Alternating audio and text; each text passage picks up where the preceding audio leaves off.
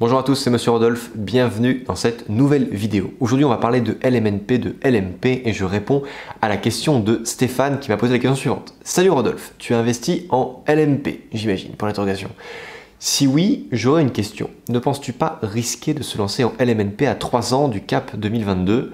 Un projet avec travaux doit s'amortir sur plus de 3 ans. Que se passe-t-il si le régime LMNP disparaît comme on le prévoit en cap 2022? Que devient l'amortissement des travaux d'un projet IMO en LMNP?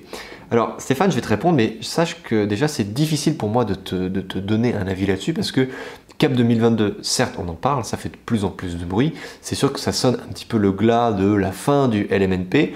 En tout cas le LMNP et le régime BIC avec l'amortissement, etc., et tous les avantages qu'on connaît du LMNP, ne pourra pas disparaître comme ça d'un revers de bras auprès des députés parce qu'il y a trop de gens qui ont investi avec ce modèle-là.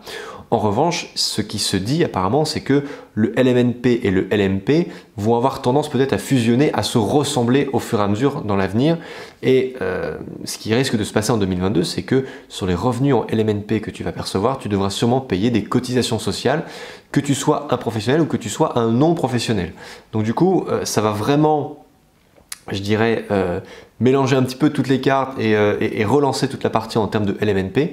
C'est pour ça que quand tu me dis dans ton commentaire, tu investis en LMNP, j'imagine, oui, j'investis en LMNP, mais j'investis aussi beaucoup en SCIS, en SCIR, j'investis également en SAS ALIS, en SAS ALIR, parce que j'exploite, enfin je ne fais pas confiance à un seul modèle, je fais confiance à tous les modèles. Je diversifie et tous les conseils que je vous donne tous les jours dans ces vidéos, je les pratique moi au quotidien. Je ne fais pas confiance. Pour moi, les gens qui fondent toute leur stratégie d'investissement uniquement sur le modèle du LMNP, eh bien c'est très dangereux. Le jour où le LMNP disparaît, ou le jour où on va demander des cotisations sociales aux personnes qui perçoivent de gros loyers en LMNP, eh bien ça va complètement changer la configuration de leur investissement. Ils risquent d'être déficitaires parce que les cotisations sociales, elles sont sur le chiffre d'affaires, elles ne sont pas sur le bénéfice. Donc il peut y avoir énormément de choses et aujourd'hui il y a beaucoup de spéculation par rapport à ça. L'État français cherche beaucoup d'argent. On est en train d'assister à la mort un petit peu de toutes les niches dans tous les domaines, hein, pas que dans l'immobilier.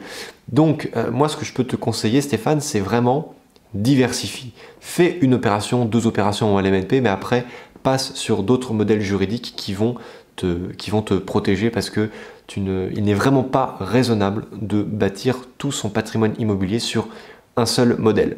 Voilà, cette vidéo est terminée, j'espère qu'elle t'a plu, elle était faite principalement pour toi mais aussi pour toute la communauté. Je vous dis à très bientôt dans une prochaine vidéo. Ciao!